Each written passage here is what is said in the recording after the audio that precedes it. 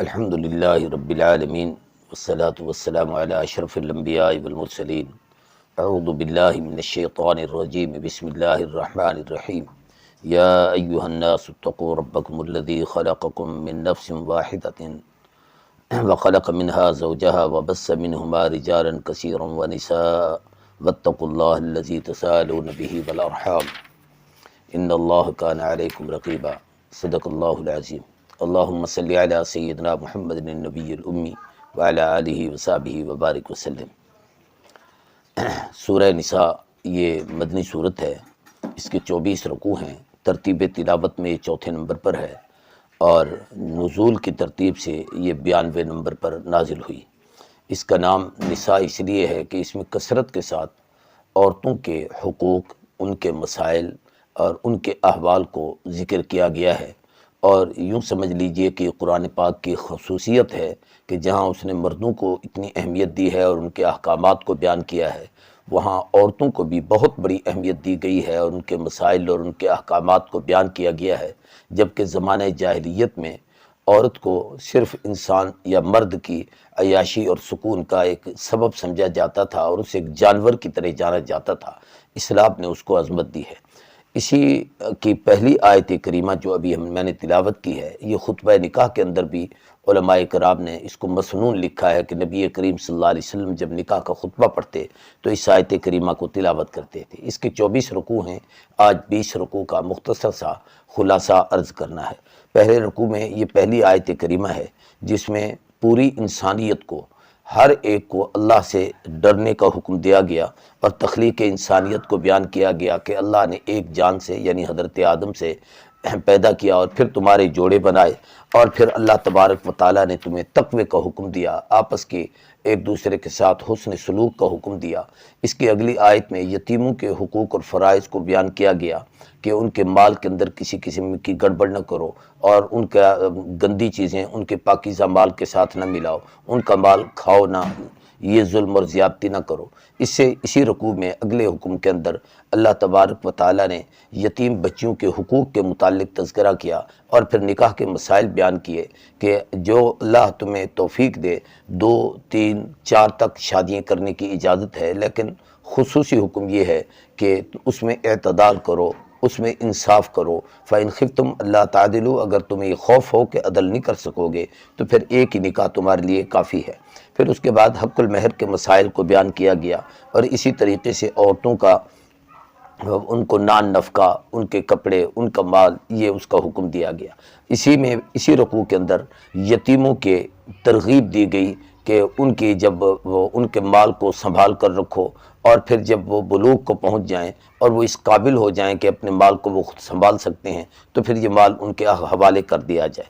اسی رکوع میں للرجال نصیب مما ترک الوالدان سے اللہ تبارک و تعالیٰ نے میراث کے احکام بیان کیے ہیں اور ان مسائل کو بیان کیا ہے۔ اسی کے اگلے رکوع میں پوری تفصیل کے ساتھ اللہ تبارک و تعالیٰ نے میراث کے مسائل کو بیان کیا۔ یوصیکم اللہ فی اولادکم للذکر مثل حظ الانثیین، یہ دوسرا رکوع ہے جس کے اندر باقاعدہ وصیت وراثت کے تمام مسائل کو بیان کیا گیا۔ ایک بنیادی اصول بیان کیا گیا کہ ایک مرد اور 2 عورتوں کے حصہ یہ برابر ہوگا، یعنی اگر کسی کا مال ہے، ایک بیٹا ہے، 2 بیٹی ہیں، 1 لاکھ یا 3 لاکھ روپیہ ہے، تو یوں سمجھ لیجئے کہ اگر 4 لاکھ اس کے پاس ہے تو 2 لاکھ ایک بیٹے کو ملے گا، 1 لاکھ ایک بیٹی کو ملے گا۔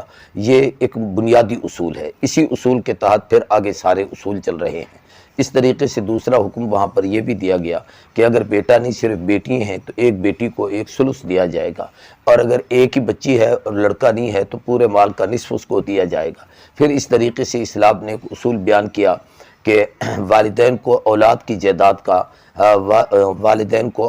جائیداد میں سے 1/6 حصہ دیا جائے گا۔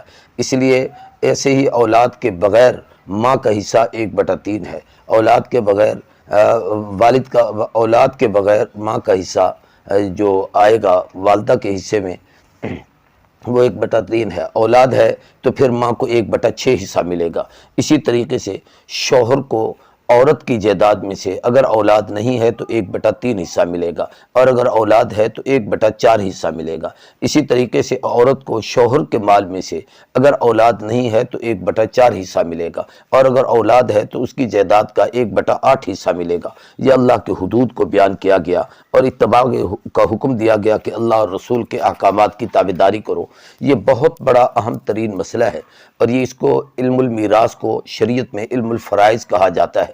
اس حدیث میں آتا ہے قرب قیامت میں جو علوم اٹھائے جائیں گے ان میں سے ایک وراثت کا علم ہے، جس کا لوگوں کو پتہ نہیں ہوگا، مسائل سے واقفیت نہیں ہوگی۔ سب سے زیادہ ضروری ضرورت اس چیز کی ہے کہ میراث کو ہم سیکھیں، سمجھیں، اور پھر اس کے اندر اپنی طرف سے کسی کی وراثت میں کے لیے وصیت نہیں، رب نے ایک ایک کے حصے خود متعین کر دیے ہیں، ان کا خاص طور پر خیال کیا جائے۔ اس سے اگلے رکوع جو سورت کا تیسرا رکوع ہے، اس کے اندر بدکاری اور اس سے بچنے کا حکم دیا گیا، اور اگر کوئی غلط کاری کرے عورت تو اس کو جو سزا ہے اس کا حکم دیا گیا، اور اس پر گواہوں کا تعین کرنے کا حکم دیا گیا۔ اگر گواہ ہیں تو وہ پھر گواہی دیں گے تو اس کو سزا ہوگی، ورنہ صرف ایسے ہی اتہام و التزام پر اس کو سزا نہیں دی جائے گی۔ اور پھر اگر کوئی توبہ کرتا ہے تو اللہ کے ہاں قبولیت توبہ کا بھی ہے، اور اس میں یہ ہے کہ موت سے پہلے اگر وہ توبہ کر لیں تو اللہ تبارک و تعالیٰ ان کی توبہ کو قبول کریں گے۔ موت کا وقت آ گیا ہے، اب توبہ کرتا ہے تو توبہ قبول نہیں۔ اسی رکوع کے اندر یا ایھا الذین آمنوا لا یحل لکم، اس کے اندر عورتوں کے وراثت کے مسائل میں جبر و اکراہ سے روکا گیا کہ سختی نہ کریں، ان کے مال پر قبضہ نہ کریں، ان کو اپنے حصے میں نہ رکھیں۔ پھر اسی طریقے سے حق المہر کا حکم دیا گیا کہ عورت جب اپنے آپ کو مرد کے حوالے کرتی ہے تو مرد کے ذمہ ہے کہ اس نکاح میں اس کے لیے حق المہر کا تعین کریں۔ حق المہر کی ساری تفصیل مستقل کتابوں میں موجود ہے۔ ایک حق المہر وہ ہوتا ہے جس کو عام طور پر مہر مثل کہا جاتا ہے، جو اس خاندان کی عورتوں میں چلے۔ ایک مہر وہ ہے جو نبی کریم صلی اللہ علیہ وسلم نے اپنی بیویوں اور اپنی بیٹیوں کا رکھا، اور کچھ حق المہر اس سے ہٹ کر اور بھی ہیں جو بڑی حیثیت سے جو لوگ ہوں جانبین سے وہ آپس میں طے کر لیں۔ اس کی ساری تفصیل فقہ کی کتابوں میں مسائل کے اندر موجود ہے۔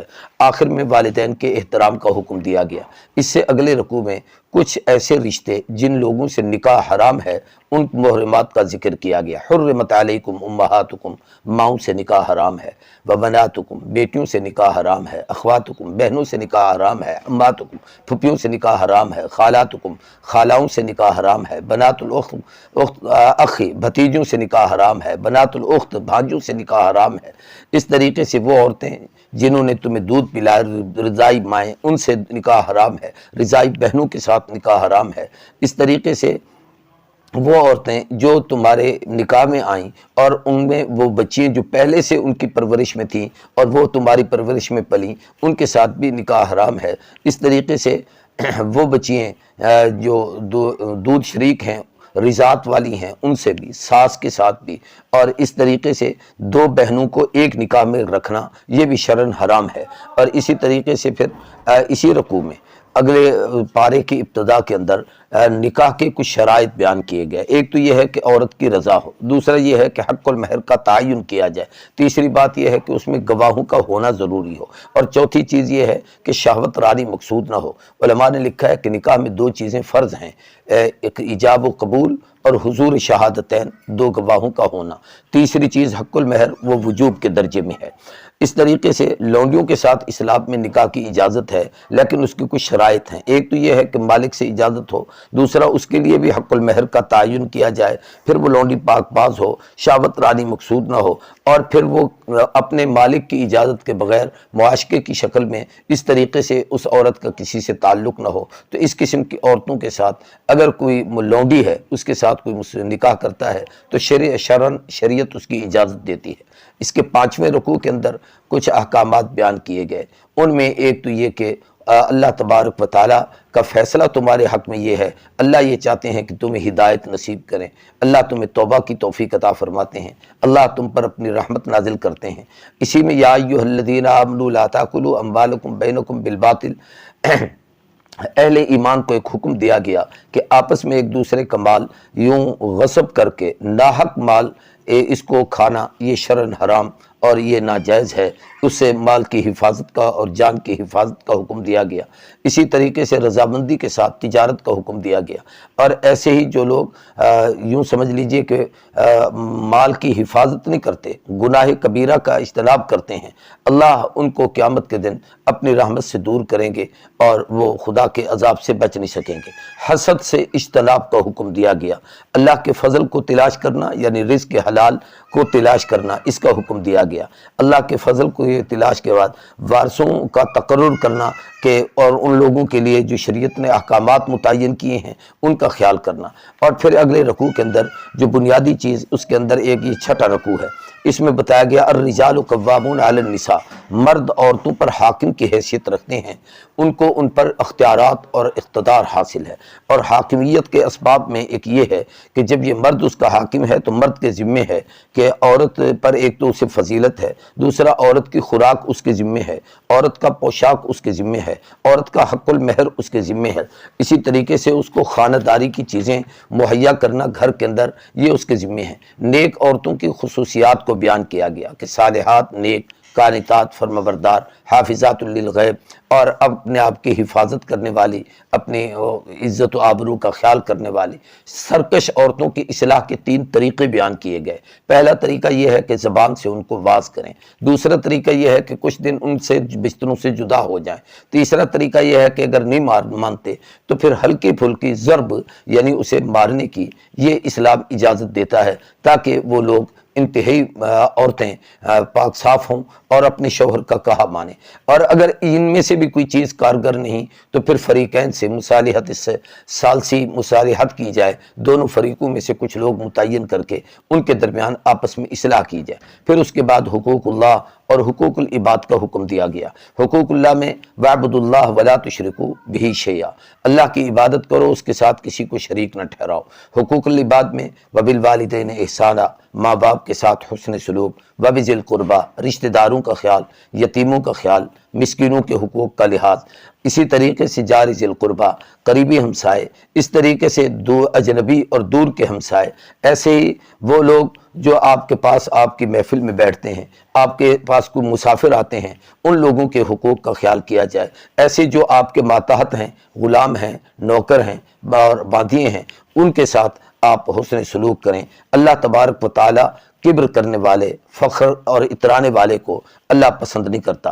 اور جو بخیل لوگ ہیں اور لوگوں کو بخل کا حکم دیتے ہیں، اللہ تبارک و تعالی نے ان لوگوں سے محبت نہیں کرتا، بلکہ ریاکاری سے اجتناب کا حکم دیا گیا۔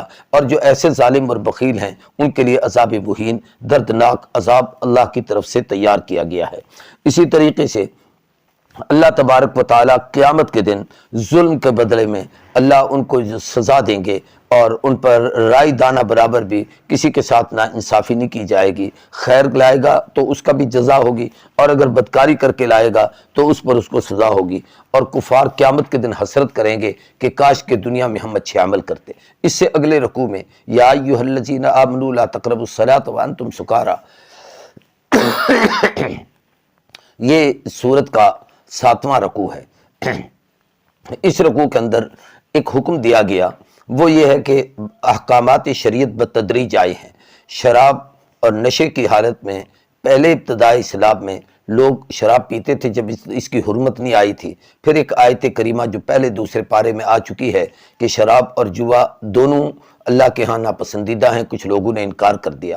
پھر اس کے بعد یہ آیت کریمہ اتری، اس کا بھی ایک محل وقوع ہے کہ کسی صحابی نے کچھ لوگوں کو دعوت دی، اور پھر کھانے میں مشروب کے طور پر ایسے مشروب بھی وہاں رکھے گئے جو نشہ آور تھے۔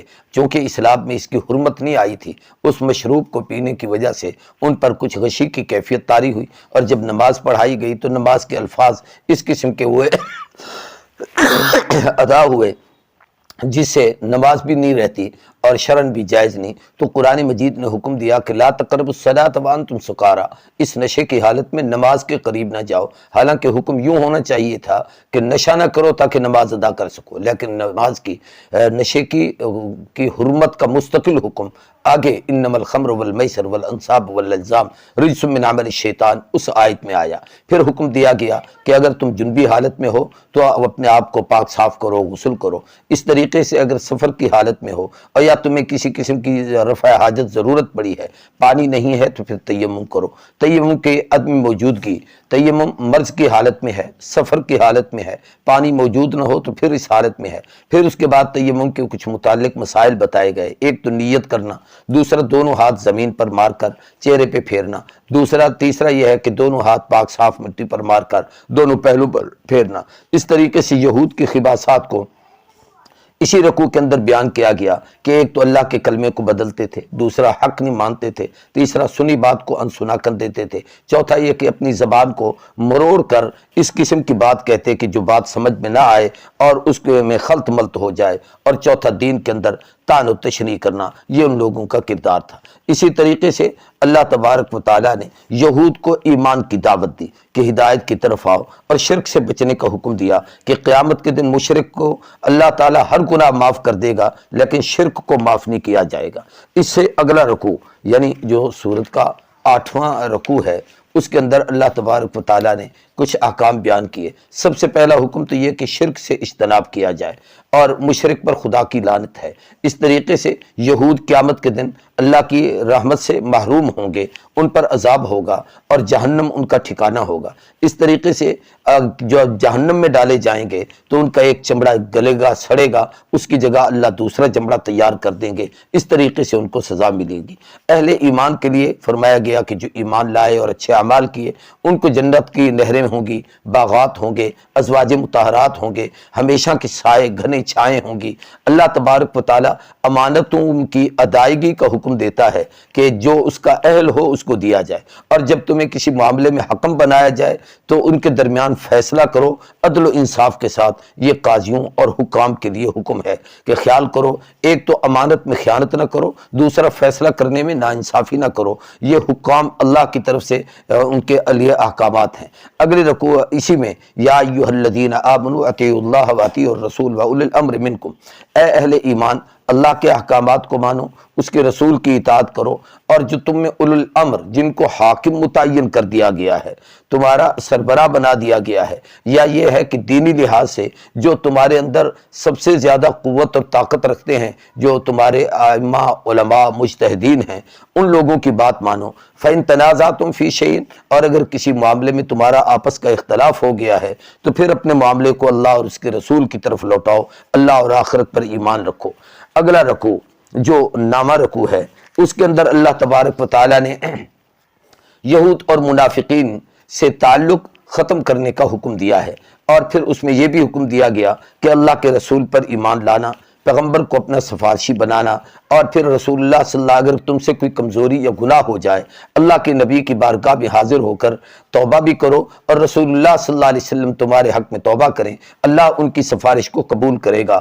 اور فرمایا وَلَوْ أَنَّهُمْ إِذْ ظَلَمُوا أَنفُسَهُمْ جَاءُوكَ فَاسْتَغْفِرُوا اللَّهَ وَاسْتَغْفَرَ لَهُمُ الرَّسُولُ، فرمایا اللہ سے توبہ کرو، رسول بھی مغفرت کریں، اللہ تبارک و تعالیٰ تمہاری توبہ کو قبول کریں گے۔ فَلَا وَرَبِّكَ لَا يُؤْمِنُونَ، اس آیت کریمہ میں حضرت عمر بن خطاب رضی اللہ تعالیٰ عنہ نے ایک فیصلہ فرمایا تھا۔ جو دو آدمی آپس میں لڑ کر آئے اور حضور کے فیصلے کا انکار کر کے منافق نے کہا میں عمر کے فیصلے کو مانتا ہوں، تو سیدنا عمر نے اس کا فیصلہ کیا کہ اس کی گردن قلم کر دی۔ یہ لوگ پھر چیختے چلاتے ہوئے منافق آئے حضور کے پاس کہ عمر نے کلمہ پڑھنے والے کو مار دیا ہے، تو اللہ کی طرف سے آیت اتری کہ اللہ کہتے ہیں فلا وربک، تیرے رب کی قسم محبوب، یہ اہل ایمان نہیں ہو سکتے جب تک آپ کے فیصلے کو قبول نہ کریں۔ تو یہاں پر حضرت عمر کی تائید کی گئی، اور پھر عمر بن خطاب نے جو فیصلہ کیا اس کی تائید تھی۔ اسی رکوع کے اندر اللہ تبارک و تعالیٰ نے اہل ایمان کو حکم دیا کہ جو اللہ اور اس کے رسول کی اطاعت کرتا ہے، قیامت کے دن ان کا حشر انبیاء، صدیقین، شہداء، صالحین، یہ اچھی رفاقت ہے، ان لوگوں کے ساتھ ان کا حشر ہوگا۔ اس سے اگلا رکوع یا ایھا الذین آمنوا خذوا حذرکم، یہ 23واں خطاب ہے جو اہل ایمان کو ہے، اور یہ 10واں رکوع ہے۔ اس کے اندر جہاد کی فرضیت کا حکم دیا گیا، اور ساتھ ہی شہید اور غازی دونوں کے اجر کو بیان کیا گیا کہ اللہ کے راستے میں جان دے دیں تب بھی جنت کے وارث ہیں، اور اگر یہ قتل کریں اور زندہ بچ جائیں تب بھی اللہ تبارک و تعالیٰ کے ہاں جنت کے وارث ہیں۔ اور ان آیتوں میں ایک آیت میں ہے کہ فوزاً عظیمہ، ان کے لیے بہت بڑی کامیابی، فوز عظیم، بڑی مراد ان کو حاصل ہوگی۔ اور دوسری آیت میں فرمایا اجرن عظیمہ، ان کو بہت بڑا اجر و ثواب ملے گا۔ پھر جہاد کے اندر وہ لوگ جو معذور، کمزور، عورتیں، بچے یا مریض ہیں، یہ لوگ اگر جہاد سے رکے ہیں اور نہیں پہنچ سکتے تو شرعی طور پر ان پہ کوئی جبر نہیں ہے۔ اہل مومن اور کافر کے قتال میں فرق ہے کہ کافر جب لڑتا ہے اس کا مقصد اپنی دنیا خواہش حاصل کرنا ہے، اور مومن اللہ کی رضا کے لیے لڑتا ہے، اللہ تبارک و تعالیٰ کا اس کو قرب ملتا ہے۔ زندہ بچ جائے تو مجاہد ہے اور غازی ہے، اور اگر دو جان دے دے تو وہ جام شہادت نوش کرتا ہے۔ اس سے اگلا رکوع 11واں رکوع ہے، اس میں جہاد کی ترغیب، اور پھر جہاد میں جو آدمی جہاد کی وجہ سے آدمی نہیں مرتا بلکہ موت ہر آدمی کو اپنے وقت پر آتی ہے۔ کافر یہ ڈراتے تھے، منافقین خاص طور پر، کہ لڑنے کے لیے جائیں، ہماری جانیں چلی جائیں، مر جائیں گے، کیا ہوگا؟ فرمایا نہیں، زندگی موت رب کے اختیار میں ہے۔ سیدنا خالد بن ولید رضی اللہ تعالیٰ عنہ 100 جنگ میں شریک ہوئے، لیکن کسی جنگ میں ان کی موت نہیں لکھی تھی۔ بستر پر آپ دنیا کے آخری وقت میں تھے، آنکھوں میں آنسو تھے، اور فرمایا کہ میری دل کی تمنا تھی کہ اللہ تبارک و تعالیٰ مجھے شہادت کا اعلیٰ درجہ نصیب کرے، لیکن میری موت یہاں پر لکھی تھی۔ مگر یہ یاد رہیے کہ شہادت کا درجہ ارادے کی وجہ سے اللہ نے ان کو عطا کر دیا۔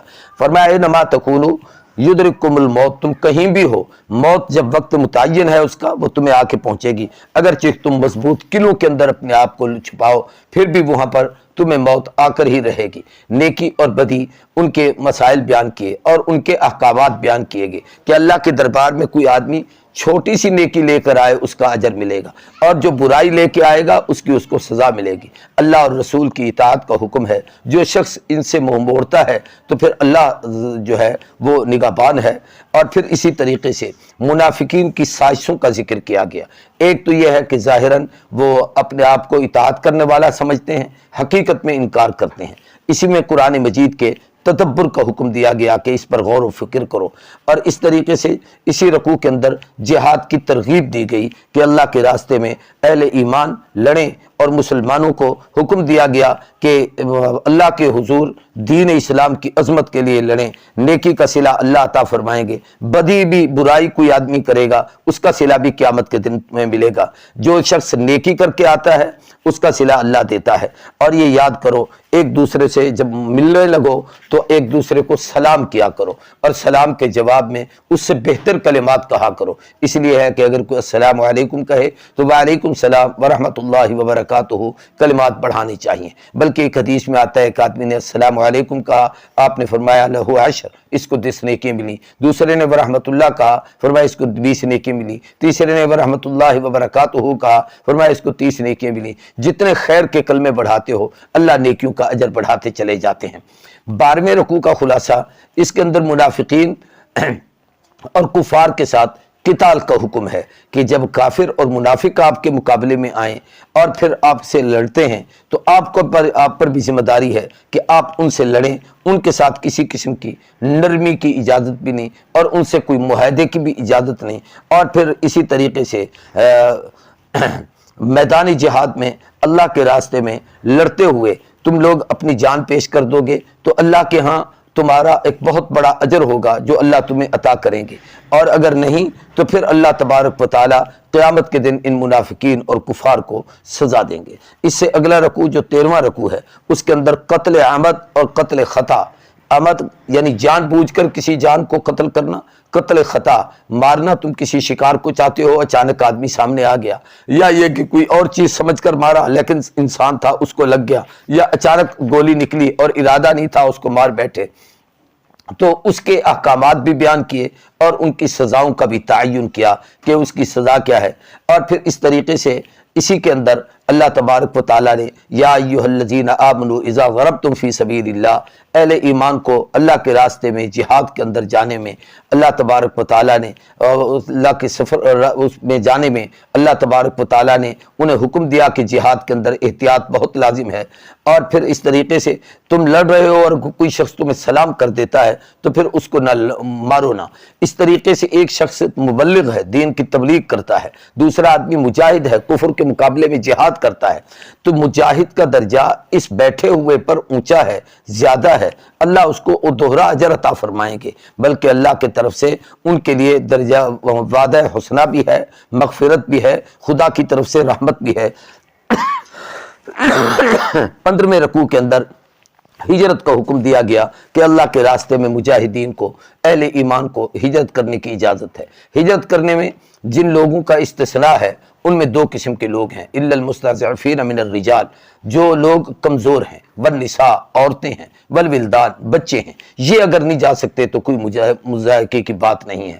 اللہ کے راستے میں جہاد کرو، مجاہدین کو جہاد کا اجر ملے گا، اللہ تبارک و تعالیٰ انہیں بہت بڑا اجر عطا فرمائیں گے۔ اگلے رکوع کے اندر جو 15واں رکوع ہے، اس کے اندر سب سے پہلے نماز قصر کا حکم ہے کہ جب اللہ کے راستے میں جاتے ہو، یہ ویسے مسافر سفر میں جاتا ہے اور اس سفر کا ایک تعین ہے، پرانے دور کے 48 میل اور موجودہ تقریباً 77 یا 78 کلومیٹر اپنے شہر کے حدود سے باہر نکل گیا، تو اب یہ سفری نماز شروع کر دے گا۔ جہاں پہنچنا ہے وہاں تک درمیان میں اتنا فاصلہ ہو، وہاں پہنچنے کے بعد اگر 15 دن سے کم کی نیت ہے تو وہ مسافروں والی نماز پڑھے گی کہ فرض ہاف، سنت معاف، یعنی جو 4 رکعتیں ہیں وہ 2 ہوں گی، 2 رہیں گی، 3 رہیں گی، سنتیں اور نفلیں اس کے اندر معافی ہے۔ اس طریقے سے نماز خوف کا مسئلہ بیان کیا گیا کہ مجاہدین جہاد میں ہیں اور حضور صلی اللہ علیہ وسلم کے پیچھے سب کی تمنا تھی نماز پڑھنے کی، تو اس کا طریقہ بیان کیا گیا کہ ایک جماعت حضور کے پیچھے کھڑی ہو، آپ 1 رکعت ان کو پڑھائیں، اور ایک جماعت کفر کے مقابلے میں لڑ رہی ہو، جب ان کو پڑھا چکے تو یہ لڑنے کے لیے چلے جائیں، وہ آ جائیں اور آ کے دوسرے 1 رکعت حضور کے پیچھے ادا کریں، پھر وہ چلے جائیں اور وہ پہلی جماعت آئے اور اپنی رکعت پوری کرے، پھر یہ چلی جائے، پھر وہی اور دوسری جماعت آئے اور اپنی نماز پوری کرے۔ یہ تمام اسلوب اور طریق اس کے اندر بیان کیے گئے۔ اس سے اگلا نماز کی ادائیگی کے بعد اللہ تبارک و تعالیٰ کے ذکر کا حکم بھی ہے، وَاذْكُرُوا اللَّهَ قِيَامًا وَقُعُودًا وَعَلَىٰ جُنُوبِهِمْ، کھڑے ہو کر بھی، بیٹھ کر بھی، پہلوں کے بر لیٹے ہوئے بھی، ان حالت میں۔ اور یہ بات یاد رکھیے کہ اطمینان کے ساتھ رب کی نماز پڑھو، اور نمازیں اللہ کی طرف سے تم پر ان کے اوقات متعین ہیں۔ قرآن مجید میں مختلف مقامات پر فجر کا، ظہر کا، عصر کا، مغرب کا، عشاء کا، تمام نمازوں کے اوقات کا تذکرہ ہے، ان کی فرضیت کو بیان کیا گیا ہے۔ اس سے اگلا رکوع جو 16واں رکوع ہے، اس کے اندر قرآن مجید کی فضیلت، اِنَّا أَنزَلْنَا عَلَيْكَ الْكِتَابَ بِالْحَقِّ، کہ ہم نے حق کے ساتھ اس کتاب کو انصاف کے ساتھ اللہ نے تم پر اتارا، اور یہ اس لیے آئی ہے لِتَحْكُمَ بَيْنَ النَّاسِ فِي مَا أَرَاكَ اللَّهُ، آپ لوگوں کے درمیان انصاف کا فیصلہ کریں، اس لیے کہ یہ کتاب ہے ہی انصاف کرنے والی۔ یہ صرف پڑھنے کی کتاب نہیں، سر پر اٹھانے کی کتاب نہیں، قول و قسم کے وقت نہیں، بلکہ عملی زندگی کی کتاب ہے، اور عملی زندگی میں سب سے زیادہ یہ کہ اللہ کے احکامات کا انصاف کیا جائے اور ان کے اندر لوگوں کے ساتھ کسی کے ساتھ کوئی زیادتی نہ کی جائے، مجرم کی حمایت سے پرہیز کیا جائے، ان کی طرفداری نہ کی جائے، ناجائز حمایت پر قیامت کے دن اللہ کی طرف سے تم سے سوال ہوگا اور اس پر خدا کی طرف سے تم پر حساب کتاب ہوگا۔ بہتان سے اور تہمت سے اللہ تبارک و تعالیٰ نے منع کیا اور پرہیز کرنے کا حکم دیا گیا۔ اس طریقے سے 17واں رکوع، اس کے اندر اللہ تبارک و تعالیٰ نے نبی کریم صلی اللہ علیہ وسلم کی مقام رسالت اور شان عظمت و رسالت کو بیان کیا ہے۔ پھر یہ کہ آپ کی رحمت کا ذکر ہے، کتاب کا ذکر ہے، علم و حکمت کا ذکر ہے، اور پھر یہ کہ جو اللہ اور اس کے رسول کی نافرمانی کرتا ہے اور ان کے احکامات کو نہیں مانتا، اللہ کہتے ہیں قیامت کے دن ہم ان کو جہنم کی آگ میں ڈالیں گے، یہ ان کا سب سے برا نتیجہ ہوگا۔ 18ویں رکوع میں سب سے پہلی آیت جس کے اندر ان اللہ لا یغفر ان یشرک بہ ویغفر ما دون ذلک لمن یشاء، اللہ شرک کے سوا تمام گناہوں کو معاف کر دیں گے۔